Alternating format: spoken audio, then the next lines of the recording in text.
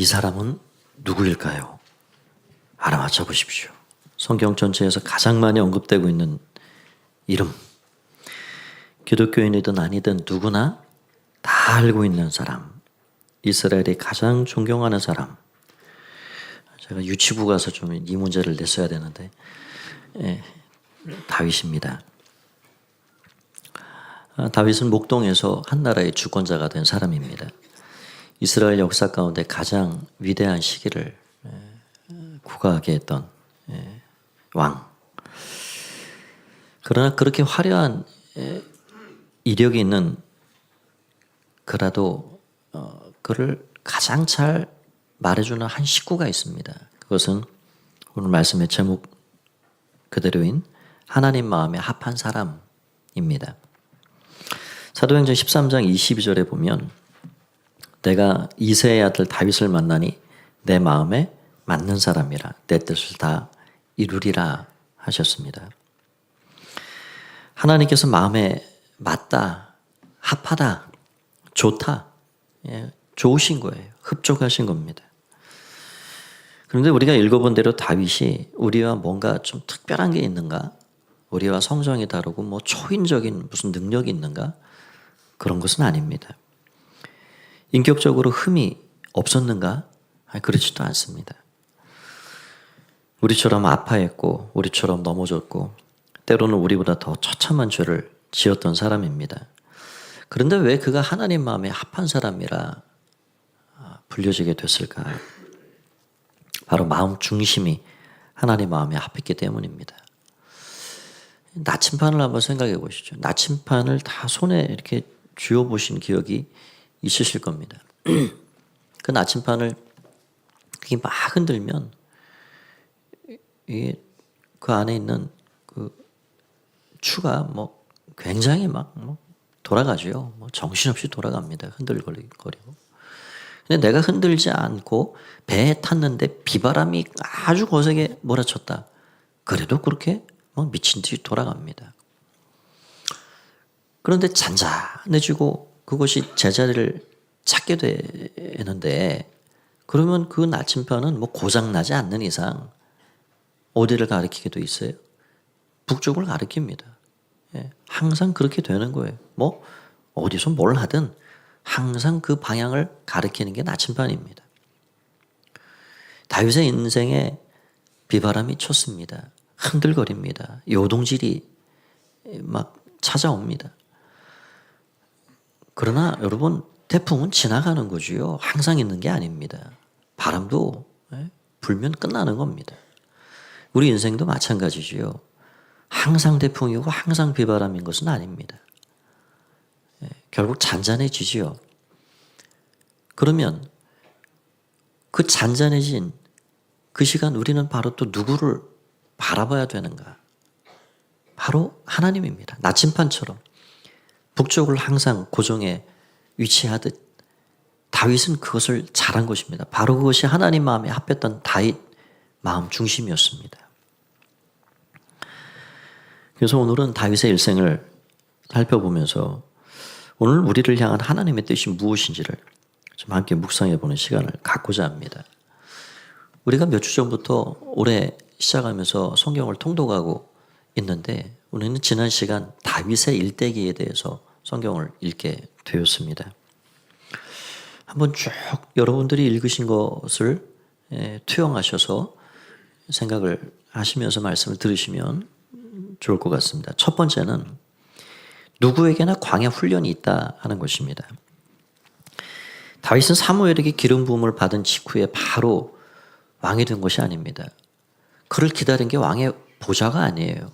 거친 광야, 시련, 고난이었습니다.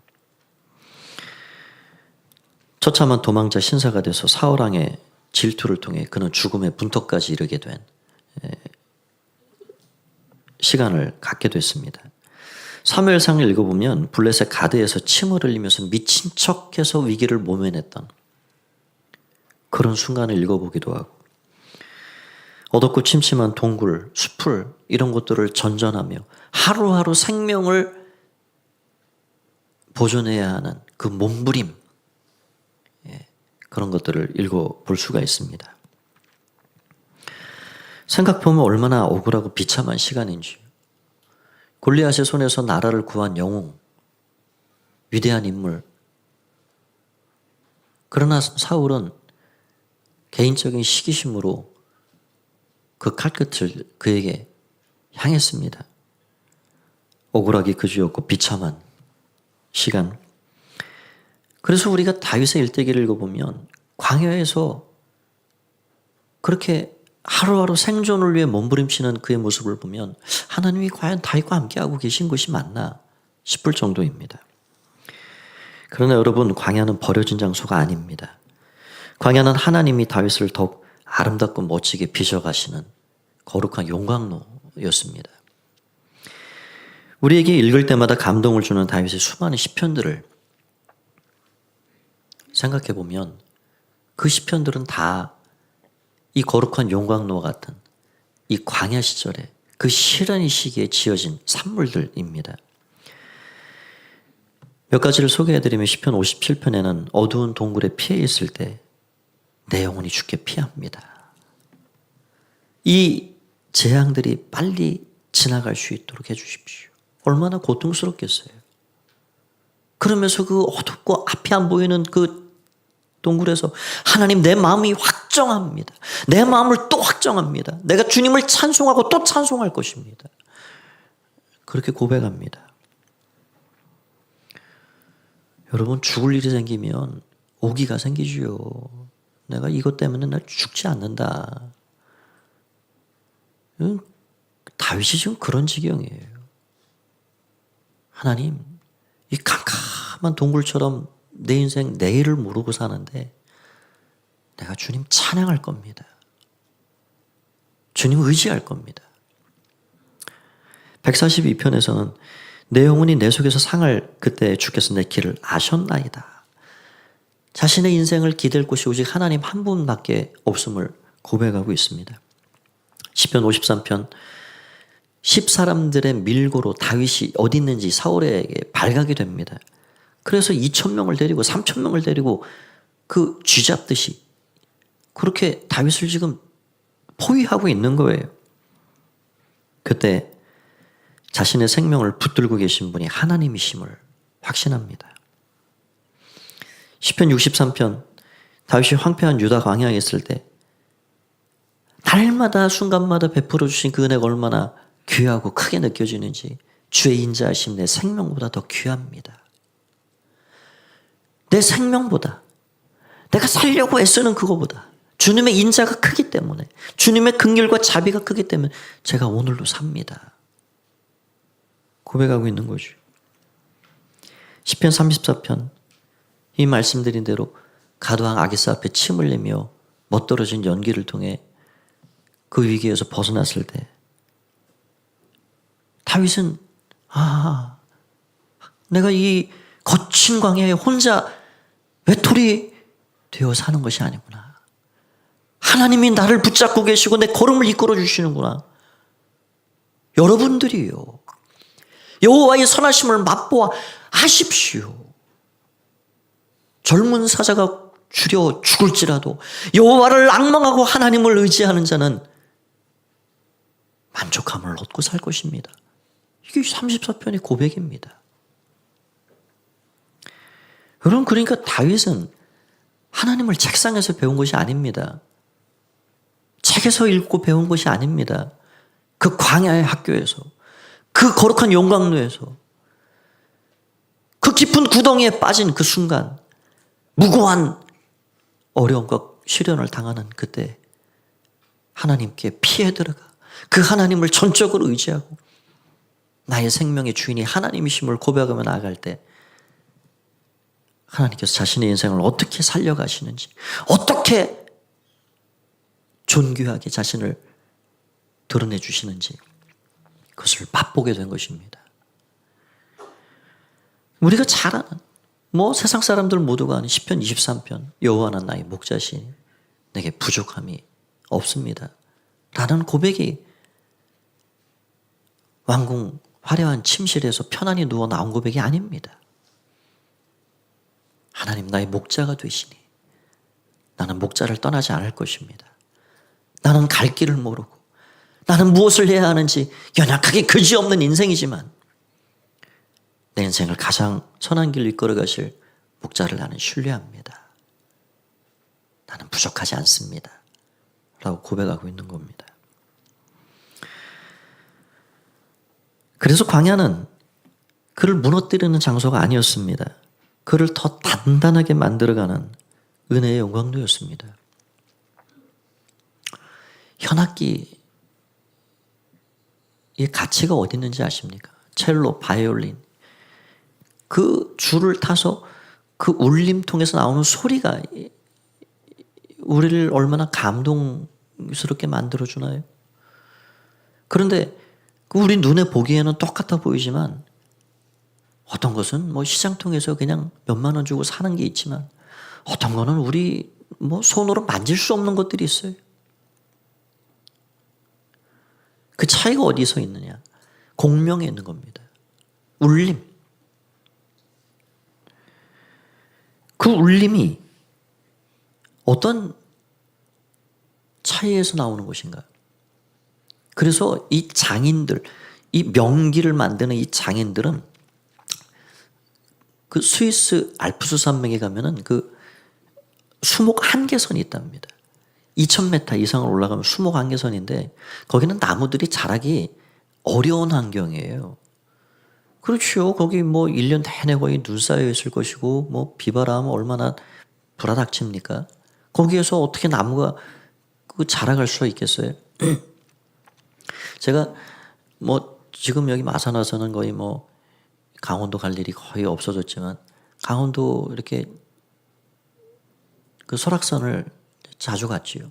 가면은 거기 케이블카를 타고 올라가면은 그 바위산이에요. 바위가 막 있는데 거기에도 나무가 막 자라가거든요. 그러면 바위 틈에 끼어 있는 나무가 그 쳐다볼 때마다 신비로워요. 아니 저기서 어떻게 물 빨아먹고 저게 죽지 않고 살아갈까? 나무가 크지는 못해요. 아니 클 수가 없죠. 그냥 생존을 위해서 몸부림치는 거예요. 그 뿌리가 어디까지 내려가는지 모르지만 바위 틈 바구니를 파고들어서 생존을 위해 몸부림치는 겁니다.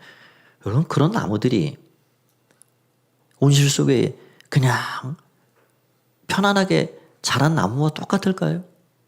그 수목 한계선 너머에 있는 알프스 산맥의 그 추운 겨울의 그 추위와 그 비바람을 견딘 나무와 똑같을까요? 똑같지 않습니다. 바로 울림의 차이는 거기서 나오는 것입니다. 온실 속에 편안히 자란 나무는 소리가 얕아요. 그러나 그 모든 것들을 볼품은 없지만 멋들어지게 자라진 못했지만 그 비바람 추위를 견딘 그 나무는 견고한 겁니다. 울림이 다른 거예요. 여러분 우리 인생에 다윗처럼 때로는 광야가 찾아옵니다. 비바람이 몰려옵니다. 추운 겨울이 찾아옵니다. 그럴 때 여러분 낙심하지 마십시오. 우리가 다윗처럼 하나님을 바라보고 하나님을 의지하고 나의 작음과 하나님의 크심을 기억하며 나아갈 때 그 광야는 결코 우리를 쓰러뜨릴 수가 없습니다. 오히려 우리를 더 단단하게 만들어가는 은혜의 장소가 될 것입니다.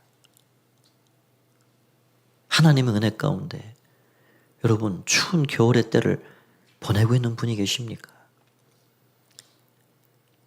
지금 비바람 쳐서 다윗처럼 광야의 시간을 보내고 계신 분이 계십니까?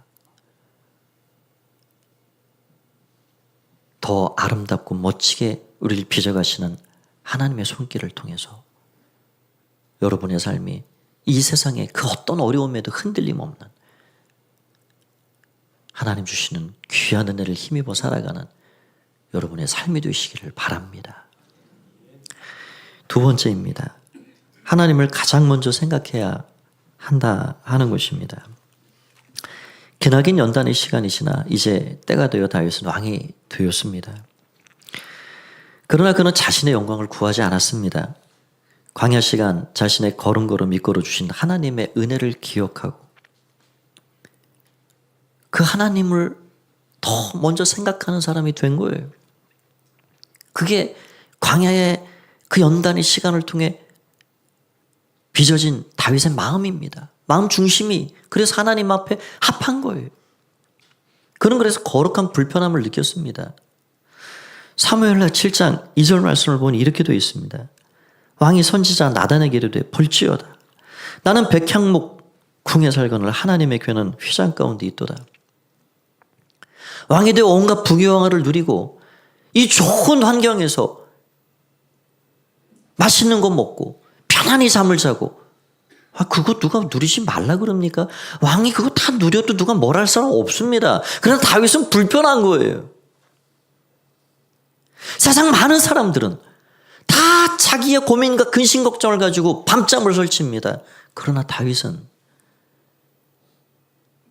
하나님의 고민과 하나님의 근심과 하나님의 마음의 무거움 때문에 지금 밤잠을 못 자고 있는 거예요. 여러분, 하나님이 이 땅, 이 세상을 바라보면서, 아니 나의 인생을 바라보면서 얼마나 마음이 무거우실까, 얼마나 마음이 답답하실까, 이 창궐해가는 이 죄악 세상을 바라보시면서 하나님 마음에 눈물이 얼마나 깊으실까 라고 생각하면서 밤잠을 설쳐본 적이 있으십니까? 다윗이 우리와 다른 건 바로 그것입니다. 내 아픔 때문에, 내 고통 때문에 눈물 흘릴 일 너무 많지요. 하나님, 내 눈물을 좀 봐주십시오. 우리 그렇게 기도합니다. 그러나 그 누구가 그 하나님의 마음을 헤아리며 눈물 흘릴 사람, 그가 누구인가? 바로 다윗이 그래서 하나님 마음에 합한 자가 된 것입니다. 나는 이렇게 백향목궁에 편안히 살고 있는데 하나님의 괴는, 하나님의 말씀은 저 비바람 치면 다 빛에 들어올 천막이 있구나. 이를 어찌할꼬. 그래서 하나님, 제가 이 괴를 모실 성전을 짓겠습니다. 그 얘기한 거예요. 여러분, 그냥 그 마음 자체가 그냥 좋으신 거예요. 여러분, 그렇죠. 우리 자녀들이요, 뭐 엄청난 걸 다 갖다 바쳐놔야 좋은 거 아닙니다. 누군가가 우리를 뭘 갖다 가지고 와야 좋은 거 아닙니다. 그냥 무엇이 없어도 그 마음 씀씀이 그 자체가 우리를 행복하게 만드는 거예요. 하나님은 그런데 다윗의 그 마음만 받으셨습니다. 그래, 내가 너무 좋다. 그런데 너는 전쟁을 많이 했잖아. 내가 전쟁을 많이 해서 성전을 진다 그러면 사람들이 오해해. 저거 다 사람 죽이고 뺏어서 이거 줬구나. 네 아들이 질 거다. 그걸 그냥 그대로 감사하게 또 받아들여요. 그러면서 하나님께서 얼마나 귀하게 다윗을 축복해 주시는지. 사무엘하 7장 말씀을 보면 이렇게 되어 있습니다. 7장 13절에 그는 내 이름을 위하여 집을 건축할 것이요 나는 그의 나라 왕위를 영원히 견고하게 하리라. 16절 내 집과 내 나라가 내 앞에서 영원히 보존되고 내 왕위가 영원히 견고하리라 하셨다. 하나님이 얼마나 귀한 약속을 주시냐면 내 왕위가 지속되리라. 네가 나를 위해 내 집을 지어준다 하였느냐? 아이고 너무 고맙다 다윗아. 내가 너를 위해 집을 지어줄게. 아니 그런 약속을 하고 계신 거예요. 그래서 다윗부터 한 400년 가까이 그 유다 나라가 지속됩니다. 그런다고 나라가 망했다고 다윗의 대가 끊어진 게 아니에요.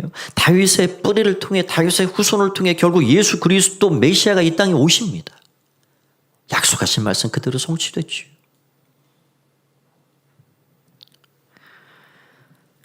하나님은 또 그를 어디로 가든지 이기게 하셨습니다. 역대상 18장 6절 말씀을 보면 이래 되어 있습니다. 다윗이 다메섹 아람의 수비대를 두매 아람 사람이 다윗의 종이 되어 조공을 바치니라. 다윗이 어디로 가든지 여호와께서 이기게 하시니라. 16절로 똑같이 되어 있어요. 13절 다윗이 에돔의 수비대를 두매 에돔 사람이 다 다윗의 종이 되니라. 다윗이 어디를 가든지 여호와께서 이기게 하셨더라. 여러분 이런 승리의 원리가 어디 있습니까? 사도 요한은 요한삼서 1장 2절에서 우리 너무 잘 아는 이 말씀을 우리에게 주고 계십니다. 우리 이 말씀 같이 한번 다 읽어볼까요? 시작. 사랑하는 자여, 내 영혼이 잘됨같이 내가 범사에 잘되고 강건하기를 내가 간구하노라. 아멘.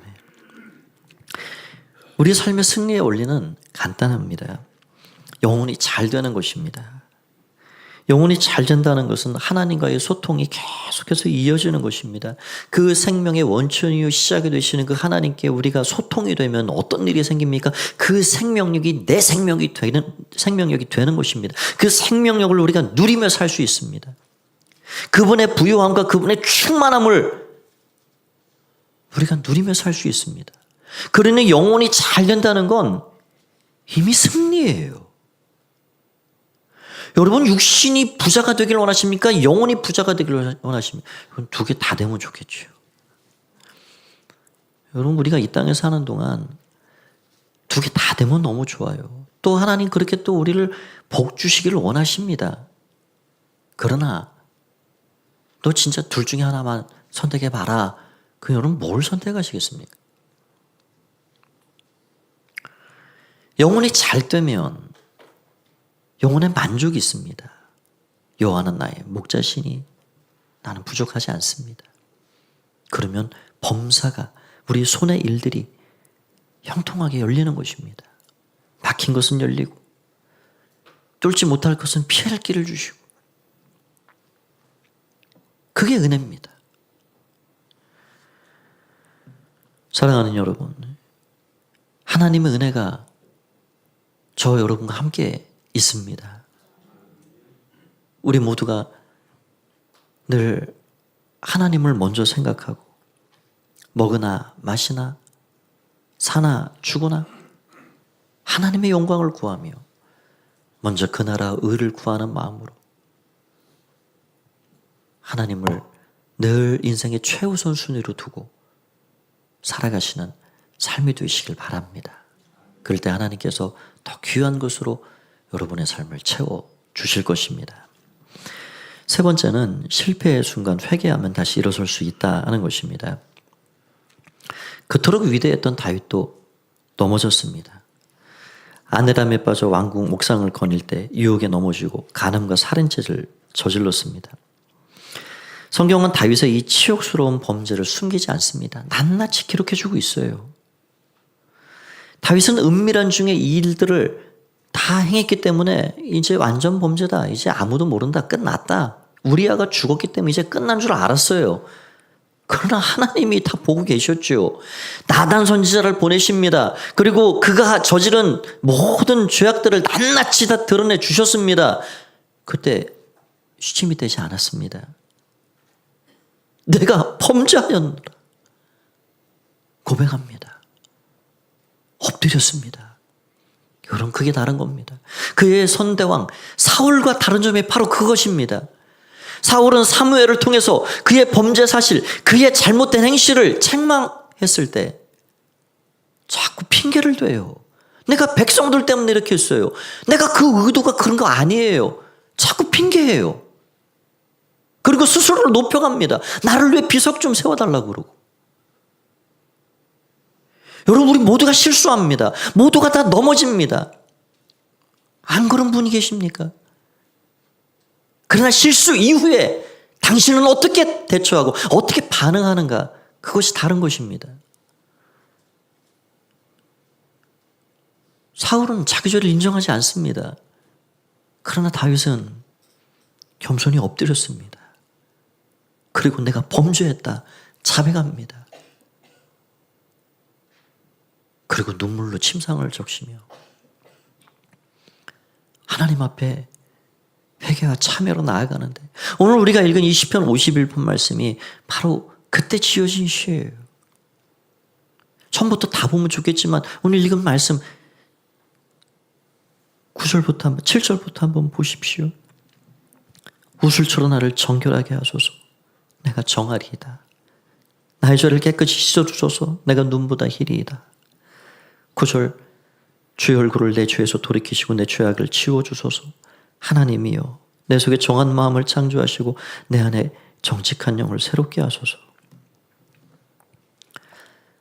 하나님, 은혜가 아니고서는 이 깊은 죄악에서 헤어나올 길이 없습니다. 주님, 저를 우슬초로 정확히 씻어주십시오. 이 깊은 죄에서 저를 건져주십시오. 나를 씻어주시면 내가 눈보다 희어질 것입니다. 그리고 그가 두려워했던 가장 핵심이 무엇인지 아십니까? 그것을 고백하고 있습니다. 11절을 보십시오. 나를 주 앞에서 쫓아내지 마시고 주의 성령을 내게서 거두지 마소서. 주님, 제 왕자가, 제 왕위가 이 순간 떨어져도 괜찮습니다. 저희 왕관 벗어도 괜찮아요. 그러나 주님, 저를 버리지 마십시오. 저의 죄에서 성령을 거두지 말아주십시오. 주님, 나를 떠나가지 말아주십시오. 제 인생에서 저를 홀로 두지 말아주십시오. 주의 성령께서 나를 떠나시면 내가 왕을 한 데는 무슨 소용이 있고 천만금을 가진 데는 무슨 소용이 있습니까? 주의 성령을 내게서 거두지 말아주십시오. 고백하고 있는 거예요. 이어서 또 고백합니다. 12절입니다. 주의 구원의 즐거움을 내게 회복시켜 주시고 자원하는 심령을 주사 나를 붙드소서. 다윗은 그게 두려운 겁니다. 이 죄가 무뎌져서 하나님과의 관계가 그냥 이렇게 가는 것. 여러분, 부부관계도요, 그냥 대면하고 살면 그냥 계속 그렇게 사는 거예요. 우리가 하나님 섬기는 것이 그럴 수 있습니다. 잃어버린 사랑, 잃어버린 믿음, 그것이 그냥 정상이 되는 거예요. 그냥 적당히 죄짓고 그게 정상적인 삶이 되는 것입니다. 하나님과 그냥 대면 주일에 한 번 와서 예배 드리고 하나님 갑니다. 그게 정상이 되는 거예요. 다윗은 그게 두려운 것입니다. 하나님, 이 구원의 즐거움을 나에게서 회복시켜 주십시오. 하나님, 제가 잃어버린 이 삶이 정상이 되지 않게 하시고 하나님, 사랑하게 해주십시오. 다시금 회복시켜 주십시오. 지금 그 기도를 드리고 있는 것입니다. 그렇게 해주시면 다윗이 어떻게 하겠다 결단을 하냐면 13절을 보십시오. 그리하면 내가 범죄자들에게 주의 도를 가르치리니 죄인들이 주께 돌아오리이다. 하나님, 저의 죄를 사해 주시고 저의 이 구원의 즐거움을 다시 회복시켜 주시고 정직한 영을 내 안에 창조해 주시고 저를 하나님 다시금 세워주시면 나와 같이 똑같은 시험과 유혹에 빠져서 허덕이고 낙심과 절망 가운데 있는 수많은 범죄자들을 위로할 것입니다. 그 길을 가르쳐 줄 것입니다. 하나님, 저를 도구로 사용해 주십시오. 그러면서 15절을 보십시오. 주여, 내 입술을 열어주소서. 내 입이 주를 찬송하며 전파하리이다. 하나님께서 제 삶에 행하신 그 크고 위대한 놀라운 일들을 제가 입으로 증거하고 살겠습니다. 하나님 찬양하겠습니다. 그렇게 고백하고 있는 것입니다. 그러면서 다윗이 깨달은 그 한 가지가 뭐냐면 17절입니다. 하나님께서 구하시는 제사는 상한 심령이라 하나님이여 상하고 통회하는 마음을 주께서 멸시하지 아니하시리이다. 내가 소를 잡고 염소를 잡고 그렇게 제사하는 것보다 하나님은 이 통회하고 애통하는 이 자복하는 이 마음을 하나님 기다리시는구나. 그것을 알게 된 거예요. 여러분, 우리가 주일에 이 자리에 나오실 때 여러분, 우리가 무엇을 가지고 주 앞에 나아갈 수 있습니까? 하나님 무엇을 기뻐하실까요? 여러분, 마음의 상처, 무거운 인생의 짐, 죄악의 무거운 그 사슬을 주님 앞에 가지고 나가십시오. 하나님, 저도 이 죄에서 용서가 될까요? 하나님, 제가 이렇게 못된 짓 했는데 저도 새 사람 될 수 있을까요? 예, 얼마든지요. 그 어떤 것이라도 용서받지 못할 죄가 없고 해결하지 못할 문제가 없는 하나님 앞에 우리의 그 무거운 것들을 가지고 나가는 것입니다. 그래서 주님의 만지심과 씻으심과 새롭게 하심을 통해서 이 회복의 은혜를 경험하게 되는 것입니다.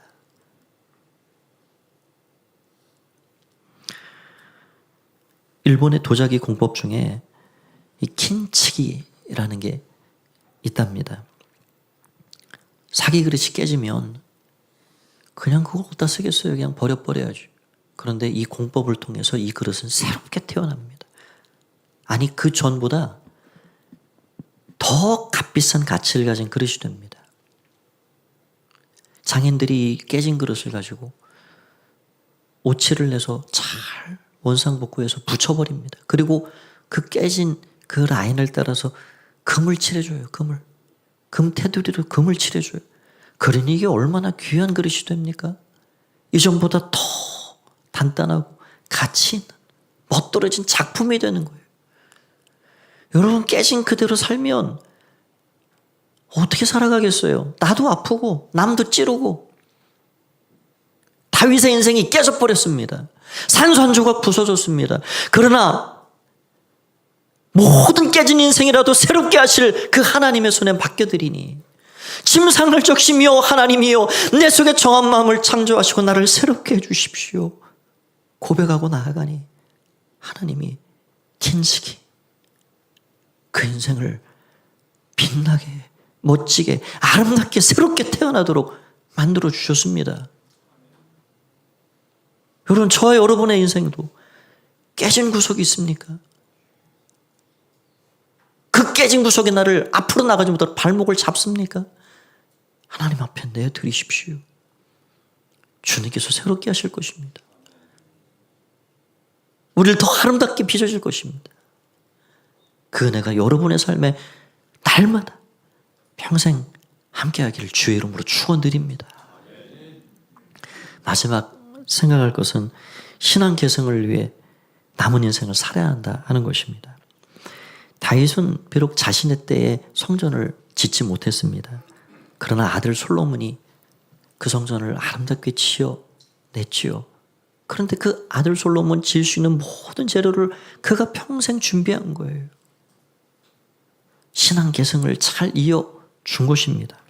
역대상 29장 2절 3절 말씀을 보면 이렇게 되어 있습니다. 내가 이미 내 하나님의 성전을 위하여 힘을 다하여 준비하였나니 곧 기구를 만들 금과 은과 놋과 철과 나무와 노마와 가공할 검은 보석과 채석과 다른 모든 보석과 옥들이 매우 많으며 3절 성전을 위하여 준비한 이 모든 것 외에도 내 마음이 내 하나님의 성전을 사모함으로 내가 사유한 금 은으로 내 하나님의 성전을 위하여 드렸다 고백합니다.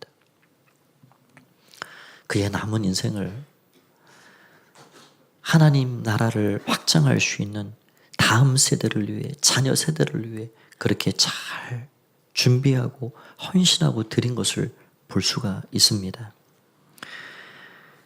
여러분 우리도 다윗과 같기를 원합니다. 언젠가 우리가 때가 되면 이 땅에서의 우리의 삶은 마무리가 될 것이고 하나님 앞에 서게 될 것입니다.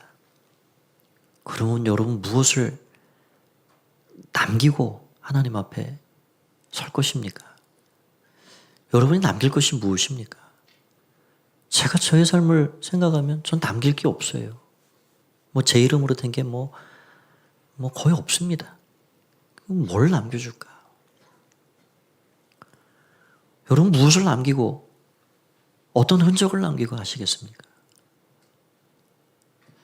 우리의 자녀들, 우리의 교회 다음 세대들 하나님을 경외하고 창조주를 기억하고 그 하나님을 사랑하고 하나님이 주시는 그 부유하시고 그 충만하시고 그 생명력이 가득하신 그 하나님의 은혜를 우리 자녀들이 누리며 살아가야 되지 않을까요? 이 죄악과 혼탁한 이 세상을 넉넉히 이길 수 있는 믿음의 사람들이 되기 위해서 우리 자녀들을 위해 기도해주고 그들을 축복하며 하나님의 말씀을 평생 붙잡고 살아갈 하나님의 사람들로 그렇게 서갈 수 있도록 우리 노력하고 힘써야 되지 않을까요? 말씀을 마치려 합니다. 광야는 우리를 쓰러뜨릴 수 없습니다.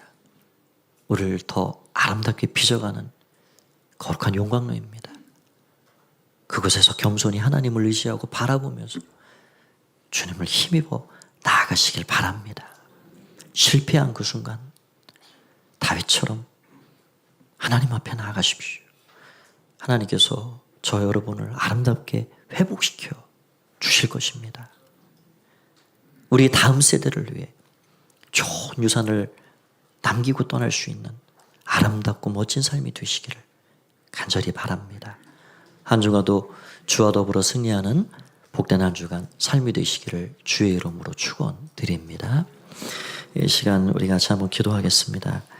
하나님께서 내게 주시는 음성이 무엇인지 우리 침묵 가운데 잠시 주의 음성을 듣는 시간을 갖겠습니다.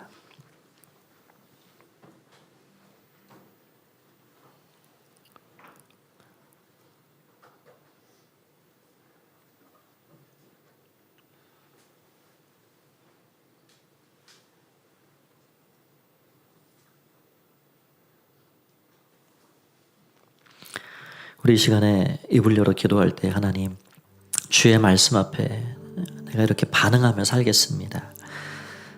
하나님,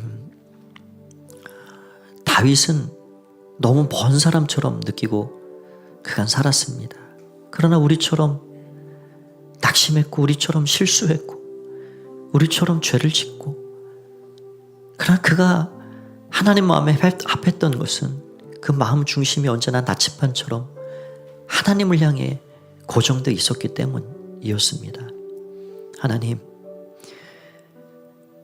하나님만 의지하고 하나님을 바라보며 실패한 그 순간이랄지라도 하나님 앞에 나아갈 수 있도록 우리 붙잡아 주십시오. 이 한 주간의 삶을 우리 주님 축복하여 주십시오. 우리 통성으로 내 목소리가 나의 귀에 들릴 정도로 하나님 앞에 다 함께 기도하도록 하겠습니다. 함께 기도합니다. 살아계신 주님을 찬양합니다. 오늘 우리를 불러주시니 감사합니다. 주님 찬양합니다. 주님, 내 안에 정직한 영을 새롭게 하여 주시고 정한 마음을 주소서. 주님, 광야 같은 시간 다윗을 아름답고 멋지게 하나님 빚어갔던 것처럼 우리도 광야의 시간 하나님 쓰러져 있지 않게 하시고 피난처 되시고 우리를 회복시켜 주시는 그 주님의 은혜 앞에 우리의 모든 것 맡기고 나가게 하여 주시옵소서.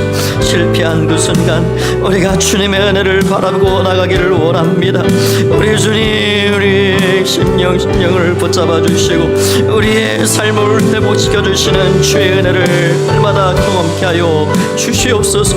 우리의 자녀들을 복 주시고 우리의 다음 세대들을 축복하여 주셔서 그들이 하나님 주시는 은혜를 누리며 살아가는 믿음의 세대가 될 수 있도록 우리를 도구로 사용하여 주시옵소서. 주님 감사합니다. 주님 감사합니다. 주님 감사합니다. 주님 감사합니다. 오늘도 함께 하신 주님을 찬양합니다. 모든 영광 주님을로 받아 주시옵소서. 예수님의 이름으로 기도하옵나이다. 아멘. 살아계신 주님을 찬양합니다. 우리 갈 길이 멀어 보이지만 그러나 우리도 주님 앞에 섰을 때 그래, 너도 내 마음에 합한 자였구나 라고 칭찬받는 자들 되기 원합니다. 주님, 우리 모든 삶을 붙잡아 주셔서 하나님 사랑하고 하나님 의지하며 능력인 말씀, 약속의 말씀을 부여잡고 살아가는 복된 인생이 되게 하여 주시옵소서. 감사드리오며 예수님의 이름으로 기도하옵나이다. 아멘. 우리 하나님 앞에 감사와 영광의 박수를 올려드리도록 하겠습니다. 함께 자리에서 일어나시 우리 앞뒤서 한번 인사 나누실까요? 한 주간도 승리하십시오. 사랑합니다. 축복합니다. 하나님의 은혜가 함께 하시길 바랍니다. 오늘 시편 51편 말씀을 통해서 지어진 찬양인데요, 좀 생소하실 분들이 많이 계실 겁니다. 그러나 가사를 생각하면서 다윗의 마음을 우리 한번 생각하면서 찬양을 드리도록 하겠습니다.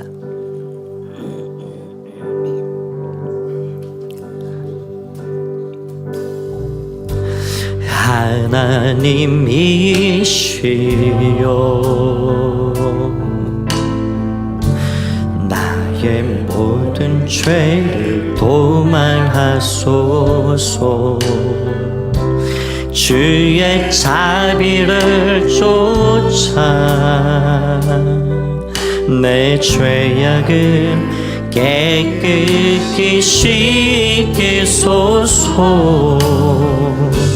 중심의 진실함을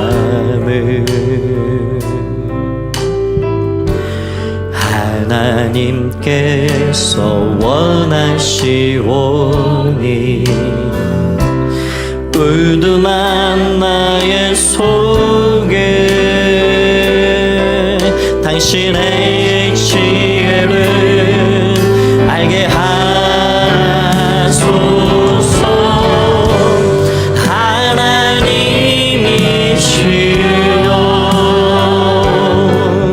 내 안에 정한 마음을 창조하시고 내 안에 정직한 영을 주사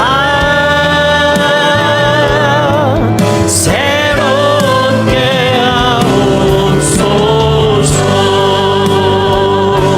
우리 다시 고백합니다. 하나님이시여.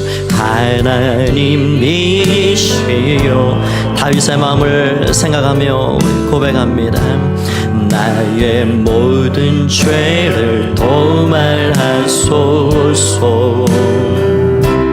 주의 자비를 쫓아 내 죄악을 깨끗이 씻기소서. 중심의 진실함을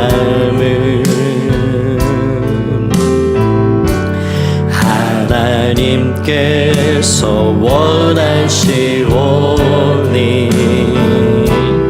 주일한 나의 속에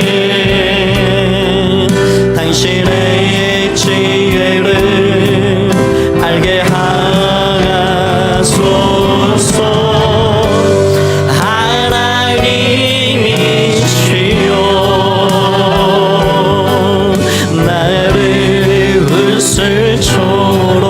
정결케 하시고 내 안에 주원의 즐거움을 내게 회복시키소서. 하나님이시여 하나님이시여 나를 웃을 초로 정결케 하시고 주님의 구원의 즐거움을 내게 회복시키소서.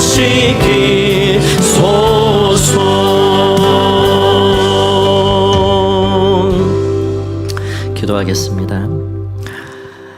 주님의 은혜가 저와 여러분과 함께 합니다. 성령님을 앞세워 삶의 자리로 돌아가셔서 주의 말씀을 붙잡고 말씀을 순종하며 가장 복된 승리의 삶, 복 있는 삶을 한 주간도 살아가시기를 바랍니다. 이제는 주 예수 그리스도의 은혜와 하나님 아버지의 사랑하심과 성령의 교제의 교통하심의 은혜가 하나님 마음에 합한 자로 우리의 삶의 자리에서 성령의 능력, 말씀의 능력을 통하여서 우리도 그렇게 다윗처럼 주의 십자가 안에 그 하나님의 사랑과 은혜를 힘입어 이 한 주간 살기를 원하는 마음으로 예배하며 돌아가는 가포 가족들 가운데 이제와 영원히 함께 하옵시기를 간절히 축원하옵나이다. 아멘.